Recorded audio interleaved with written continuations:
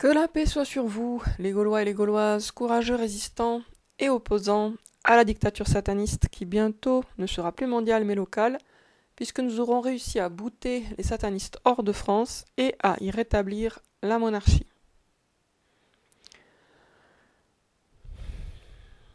Alors en fait, de quoi je vais vous parler dans cette vidéo? Eh bien, je vais vous parler du doute et de la certitude.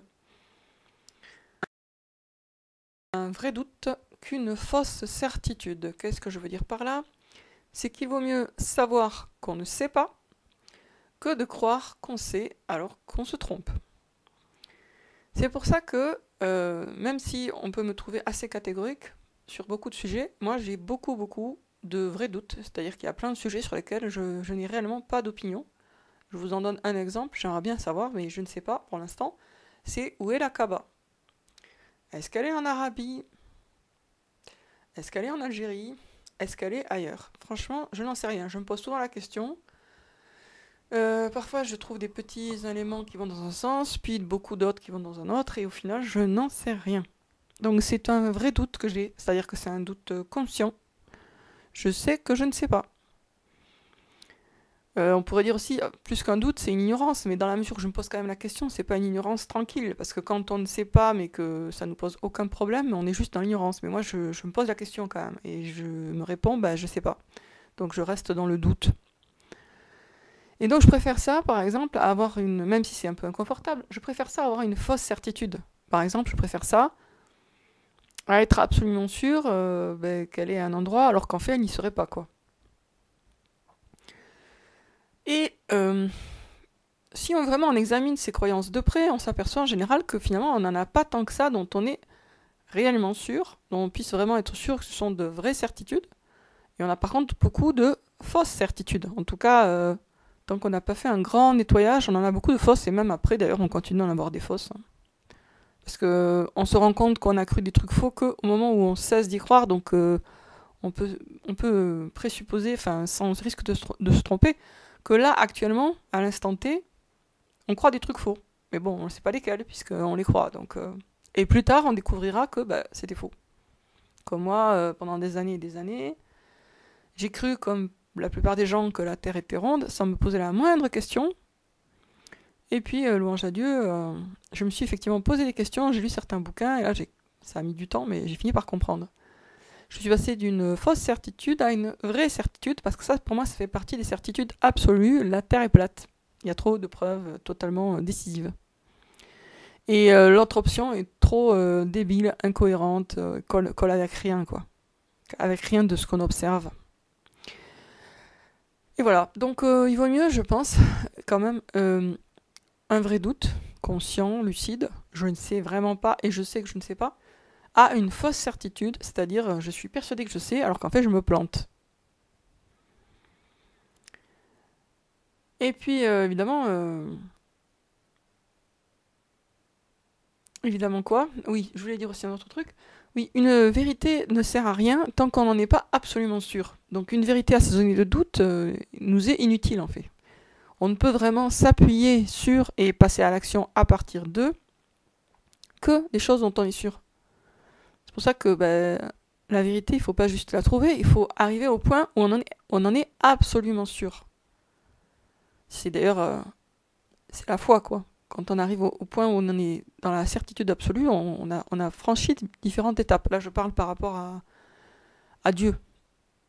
Quand on est absolument sûr et de son existence, et du jour du jugement, et qu'il a descendu des livres, et que le Coran est le dernier grand livre révélé, on est sur un terrain solide. Tant qu'on a un doute, on est dans le brouillard. Même si c'est un petit doute suffit à ne pas pouvoir construire sur ça. Ce n'est que sur ces certitudes qu'on construit, qu'elles soient vraies ou fausses. Donc, autant qu'elles soient vraies. Bon, ce que je dis n'est pas super intéressant, désolé. J'éprouve le besoin de faire souvent des vidéos, entre autres parce que j'éprouve le besoin de répéter souvent la formule introductive. Que la paix soit sur vous, les Gaulois et les Gauloises, courageux résistants et opposants à la dictature sataniste qui bientôt ne sera plus mondiale mais locale puisque nous aurons réussi à bouter les satanistes hors de France et à rétablir la monarchie. La répétition de cette formule a un impact sur vous, mais aussi sur moi. Je m'auto-hypnotise de cette manière aussi, pour y croire encore plus. Je me permets de vous conseiller de jeûner, vraiment de jeûner beaucoup. Moi, c'est ce que je fais en ce moment, et franchement, c'est incroyable les bienfaits du jeûne. Là, je parle vraiment que du côté spirituel. Du côté santé, il y en a plein aussi, hein. Santé, pardon. Du côté santé, il y en a énormément, mais du côté spirituel, waouh! C'est énorme, tous les bienfaits qu'on a avec le jeûne. La lucidité mentale qu'on récupère, c'est vraiment comme s'il y avait des voiles successifs qui se déchiraient dans la tête grâce au jeûne. Grâce au jeûne prolongé sur plusieurs jours comme ça. En tout cas, moi, c'est ça que ça me fait. Et louange à Dieu, par exemple, comme je t'ai dit, grâce au jeûne, et à des recherches, hein, mais des recherches que j'ai pu faire grâce au jeûne, je suis à nouveau absolument sûre que le Coran est protégé par Dieu, comme il le dit lui-même. Donc vous pourriez me dire, ouais, il suffisait de le croire. Oui, mais maintenant j'en suis 4 fois plus sûre, parce qu'entre-temps j'ai douté, j'ai fouillé, etc. Et puis j'ai beaucoup demandé à Dieu, en fait, d'ailleurs. Et d'être arrivé au point de vraie certitude, ça fait vachement de bien. Mais je vais pas en rester là, hein. Je vais continuer à lire en fait sur ce sujet-là, parce qu'il est intéressant. Le sujet des miracles dans le Coran. D'ailleurs, je me suis fait une bibliographie sur les livres qui parlent de ça. Et il y en a beaucoup, hein. Alors, je vais vous dire lesquels, vite fait. J'ai cherché Miracle du Coran sur Amazon.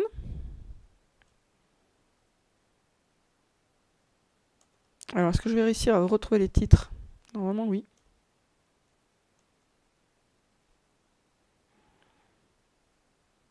Non, peut-être pas. Ils doivent être en vrac.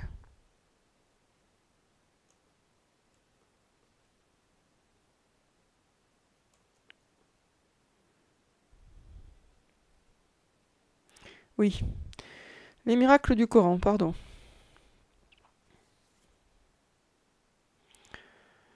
Alors, je vais vous donner quelques titres, ça peut vous intéresser. Miracles et signes divins dans le Coran, de Abdesalam Lipold. La prodigieuse arithmétique du Coran. Lecture critique des publications sur les miracles arithmétiques du Coran. Donc ça c'est intéressant parce qu'en fait c'est un auteur qui va se livrer à une critique nuancée des publications sur les miracles arithmétiques du Coran. Donc il constate qu'il y en a qui exagèrent et qui inventent des trucs. Voici ce qu'il dit par exemple. Il est clair que le Coran comporte suffisamment de miracles arithmétiques sans que l'on en rajoute. Mais même s'il n'en comportait pas assez, il ne faudrait pas en rajouter, hein. Mais bon, ça c'est ma parenthèse. Comme n'hésitent pas à le faire certains auteurs.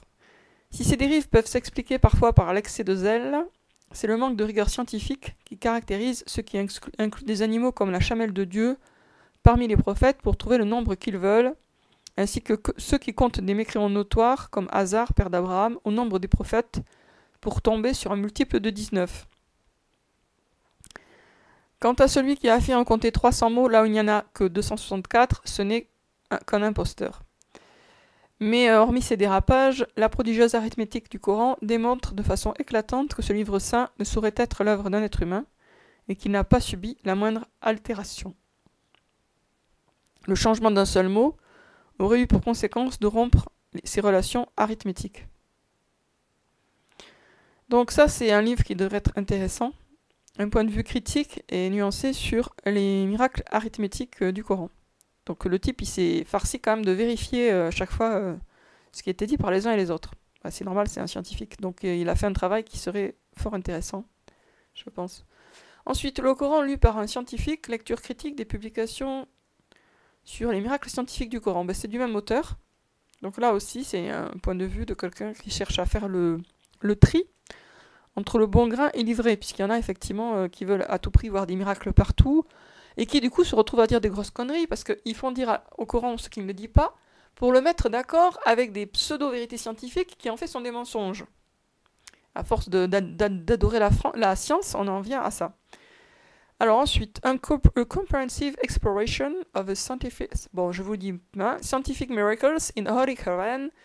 En tout cas, voilà, c'est un livre sur l'exploration des miracles scientifiques du Coran en anglais de Yezi Sharif. Bon, on a ensuite les secrets scientifiques du Coran, Samir Abdoulahim. The Coran in Modern Science, compatible ou incompatible, en anglais. Le langage miraculeux du Coran, évidence, preuve d'une origine divine. Le code du Saint-Coran, nombre 19. Ceci est la vérité, celui-là je l'avais lu peu de temps avant de me convertir, je l'ai trouvé bien, il était très précis. Ceci est la vérité, les hommes de science face au Coran. Il parlait de certains trucs bien précis, par exemple par rapport à l'embryon humain. Le fait que le terme utilisé dans le Coran décrit et correspond très très précisément au tout premier stade de l'embryon humain. Moi je vous le conseille, celui-là moi je trouvais qu'il était bien. Gloire à Dieu, les 1000 vérités scientifiques du Coran, celui-là aussi je l'ai lu mais il m'a pas trop marqué, même s'il était pas mal je crois, je sais plus.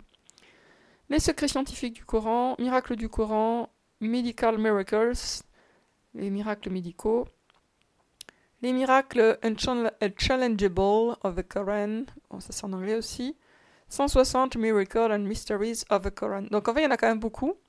Des livres en français et en anglais, c'est que dans ces deux langues. Si on regarde dans d'autres langues, on en trouverait encore beaucoup plus. Sur les miracles scientifiques et mathématiques du Coran, et arithmétique, on va dire plutôt du Coran. Donc moi, en français et en anglais, j'en ai trouvé à peu près, je vous dis le combien. 1, 2, 3, 4, 5, 6, 7, 8, 9, 10, 11, 12, 13, 14.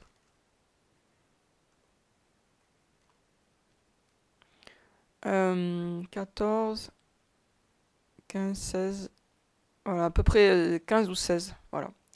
15 ou 16. Mais là, si on voulait vraiment être exhaustif, il faudrait se taper les bouquins dans toutes les langues, donc il faudrait connaître toutes les langues. Il y en a certainement beaucoup dans d'autres langues, avec pas forcément les mêmes miracles, hein, donc c'est pas toujours... Il y en a certainement qu'on retrouve dans tous les livres, ou en tout cas dans beaucoup de livres, et d'autres qui sont mis en valeur, mis en évidence par certains auteurs. Et à tout ça, il faut aussi ajouter les vidéos, parce qu'il y en a qui font des vidéos, mais qui n'ont pas fait des livres avec les mêmes informations, comme Annie d'Alger.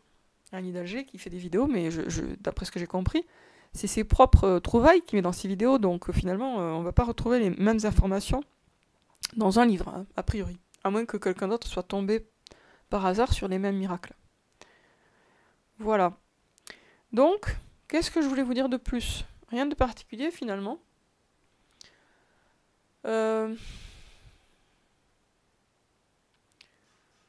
Bon, c'est le moment pour que les bons s'améliorent et que les méchants s'empirent. C'est déjà ce qu'ils font. Hein. Les méchants empirent, les mauvais pourrissent, les bons mûrissent. C'est ce que disait Victor Hugo. Les bons mûrissent, les mauvais pourrissent. Et là, on est actuellement dans un temps où les choses s'accélèrent, les bons mûrissent de plus en plus vite, les mauvais pourrissent de plus en plus vite. C'est-à-dire que sous la pression des événements, et puis c'est la volonté de Dieu, chacun choisit son camp. Donc ceux qui étaient un peu le cul entre deux chaises, font un choix. Ils se retrouvent soit du côté du bien, de la résistance, de la liberté, du courage, soit du côté du mal, de ténébrifère, de la lâcheté, de la soumission, de la délation, de la collaboration. Sur ce, je vous dis à très bientôt les amis, rendez-vous dans une prochaine vidéo.